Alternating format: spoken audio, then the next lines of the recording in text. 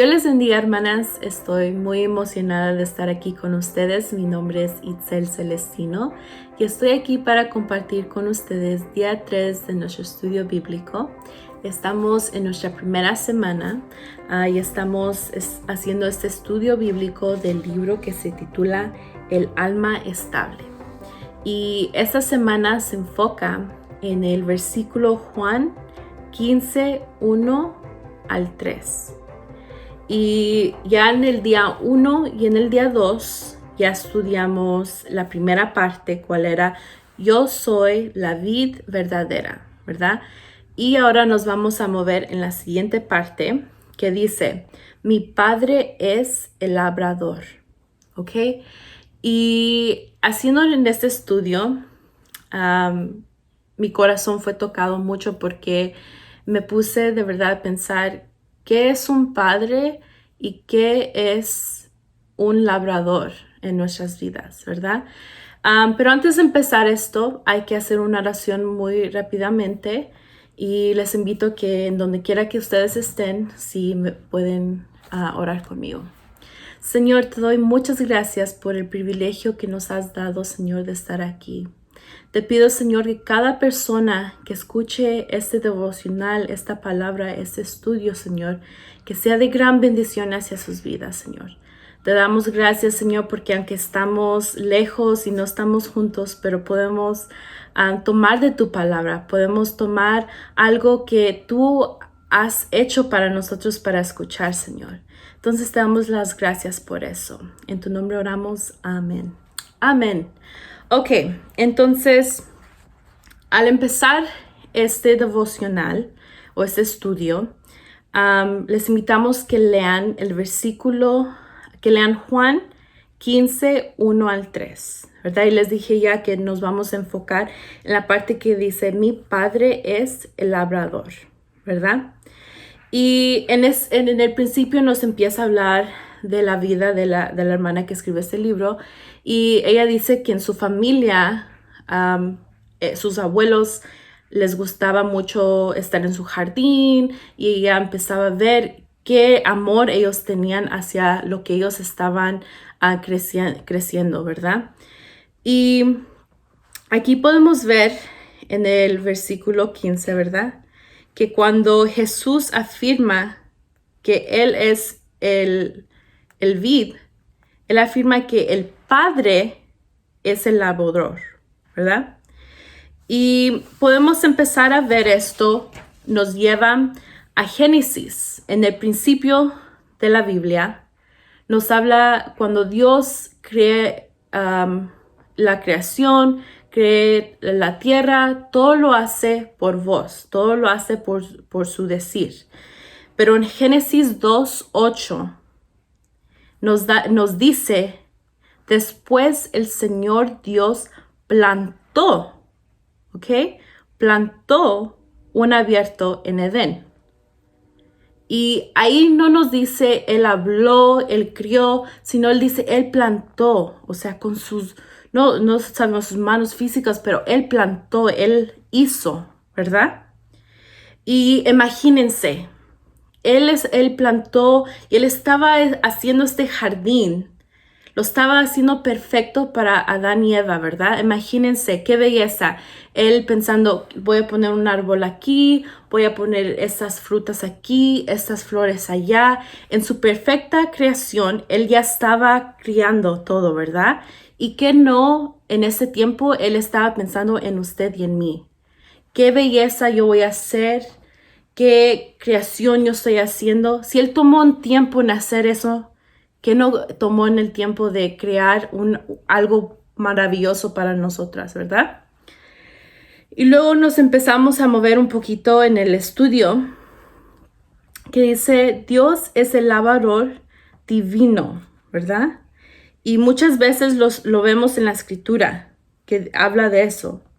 Y nos lleva el estudio a una historia muy importante donde nos habla de que el Señor Dios puede crear algo en algo que tal vez tú y yo miremos que ya no puede dar fruto.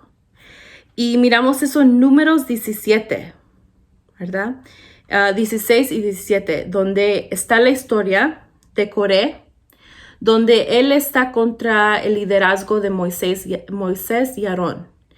Y él no cree que ellos deben estar de líderes.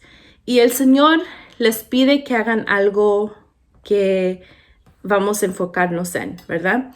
Y les pide que pongan una vara o un bastón en un lugar donde ellos el Señor va a hacer algo para ellos muy, muy grande.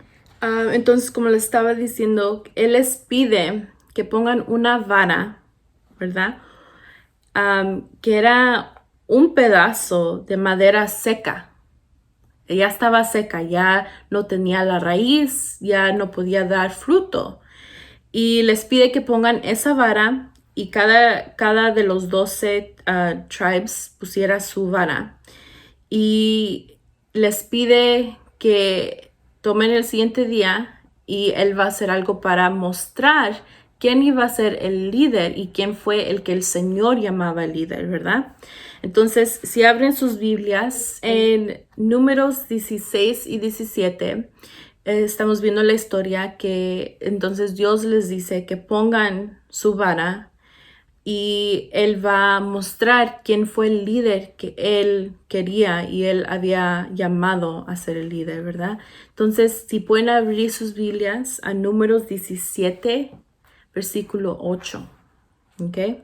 Y dice, al día siguiente Moisés entró a la tienda del pacto y al fijarse a la vara que representaba a la familia de Leví, vio la vara de Aarón y no solo había crecido botones, flores y almendras. ¡Wow! Entonces, en la vara, el siguiente día no solamente habían flores, sino habían almendras, algo que alguien podría tomar.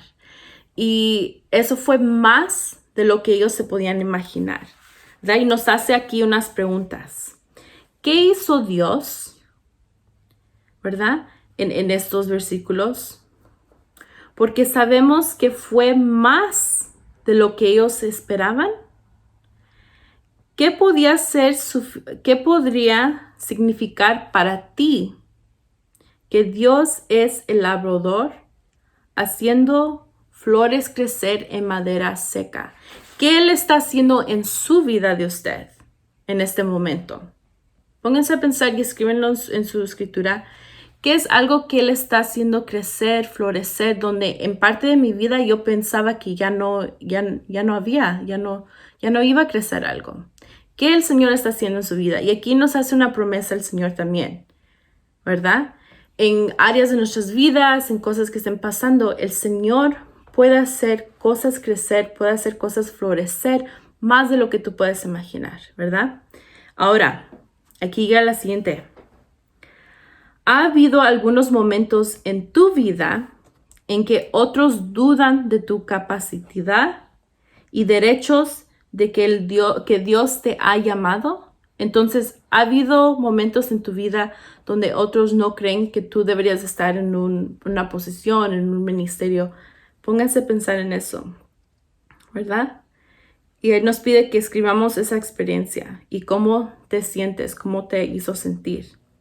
Ten en cuenta que Dios, no Aarón, fue quien te fundió y afirmó el liderazgo de Aarón. No fue Aarón, sino fue Dios, ¿verdad?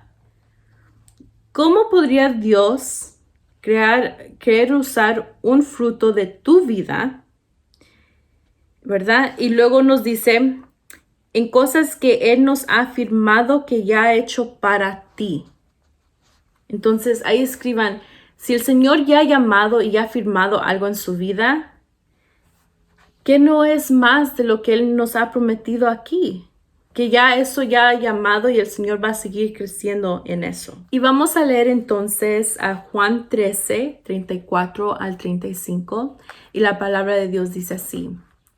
Este mandamiento nuevo les doy, que se amen los unos a los otros, así como yo les he amado. También ustedes deberían amarse los unos a los otros. El 35. De este modo todos sabrán que son mis discípulos si se aman los unos a los otros. Ahora, esa es la respuesta de la pregunta que nos hace aquí en el libro. ¿Cuál dijo Dios que será la evidencia al mundo de que somos sus discípulos? Que nos amemos unos a los otros, ¿verdad? Pero ahora nos lleva. ¿Qué tiene el amor que ver con esta historia de que Dios es el labrador? ¿Verdad? ¿Qué tiene que ver el amor? Dios es amor, nuestro Padre es amor y nos hemos enfocado en esa palabra específicamente. Padre, ¿quién es el Padre? En este estudio hemos estado llegando a quién es el Padre, ¿verdad? Y en 1 Corintios 3, 5 al 9 específicamente habla de el labrador, ¿verdad? Y nos dice que el que siembra y el que riega están al mismo nivel, pero que Dios es el que hace el crecimiento, es el que da el crecimiento. Pero nos vamos a ir específicamente al verso 7, ¿ok? Y dice, así que no cuenta ni el que siembra ni el que riega, sino solo Dios, quien es el que lo hace crecer. ¿Ok? So, el que siembra y el que riega están al mismo nivel, pero todo es hecho por Dios. Dios es el que hace crecer. Y en eso nos lleva que Dios es el Padre que nos ama. Para hacer eso posible es el amor que el Padre ha dado, ¿verdad? Ahora, el libro nos lleva a una conversación de Felipe con Jesús, ¿verdad? Y es en Juan 14, 8 y 9. Y Felipe le preguntó a Jesús, Señor, muéstranos al Padre y quedaremos conformes.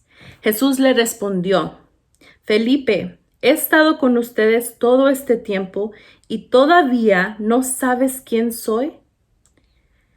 Los que han visto a mí han visto al Padre. Entonces, ¿cómo no puedes que le mostré al Padre? O sea, Dios ya nos mostró que Él es el Padre. Y aquí nos dice que la autora se preguntó en sí misma, Padre, yo no he estado tan conectada contigo que no sé quién eres, o sí sé quién eres. Y quiero que ustedes también se hagan esa misma pregunta a sí mismas. Señor, yo he podido ver qué tan bueno y quién es específicamente un padre.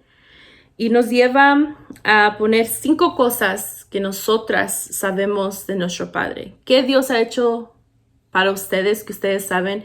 Este es algo que un buen padre ha hecho, ¿verdad? Y aquí nos lleva a la historia más conocida de cómo nos habla de un amor de un padre. Y si ustedes ya saben cuál es la historia del hijo pródigo, ¿verdad? Y nos da la historia del hijo pródigo y así acaba este estudio. Pero ahí en esa historia miramos un padre que ama a su hijo y a pesar que el hijo se fue del hogar, a pesar que el hijo se apartó de él, el padre lo toma y lo ama y lo recibe con brazos abiertos. Y esa historia, si no es el ejemplo más perfecto de cómo Dios nos ama a ti y a mí, no sé cuál es, ¿verdad? Porque aquí específicamente da esa historia. Si nos apartamos del Señor, el Señor va a estar ahí para nosotros. Y eso es lo que un padre es. Y acaba con el libro hablando de que hay mucha gente aquí en el mundo, hay mucha gente que no saben qué es un padre. Nunca han tenido un padre, tal vez al decir padre es algo que les trae mucho dolor al corazón, es algo que les duele, pero aquí hay específicamente hablando del Padre. ¿Quién es el Padre? El Padre que ama, el Padre que hace cosas crecer para ti. Y acaba para decir, ¿quién es este Padre? En el versículo que habla. ¿Quién es este Padre? Nuestro Padre celestial. Un Padre que nos ama tanto, que vamos a ver en los siguientes días, cómo él hace cosas, hizo cosas y sigue haciendo cosas para crecer para nuestra perfecta voluntad, ¿verdad? Y estoy muy emocionada para seguir leyendo lo que tiene el resto de la semana y las siguientes 5 semanas que van a seguir después de esta semana, porque sé que el Señor va a estar moviendo muchas cosas para nosotros, va a estar hablándonos y va a estar, enseñándonos cuánto más Él nos ama. Y así cerramos este estudio. Y si pueden orar conmigo para cerrar este estudio, ¿ok? Señor, te damos gracias por todo lo que tú has hecho. Te damos gracias, Señor, por permitirnos estar aquí. Gracias, Señor, por enseñarnos la perfecta imagen de cómo tú eres el perfecto Padre. Cómo tú haces cosas crecer, tú haces cosas hacer para nuestra buena voluntad, Señor. Te damos gracias, Señor, por toda la gente que están viendo este estudio. Te pido, Señor, que esto sea una semilla que sea puesta en su vida, en su corazón, Señor. Y que vamos a seguir haciendo estos estudios, Señor, que tú estés en el medio de todo esto. Que sean cosas, Señor, que nos hablen a nuestra vida, a nuestro ministerio, a nuestras familias, Señor. Te damos gracias, Señor, por todo lo que has hecho, todo lo que estás haciendo y todo lo que harás. En tu nombre oramos. Amén.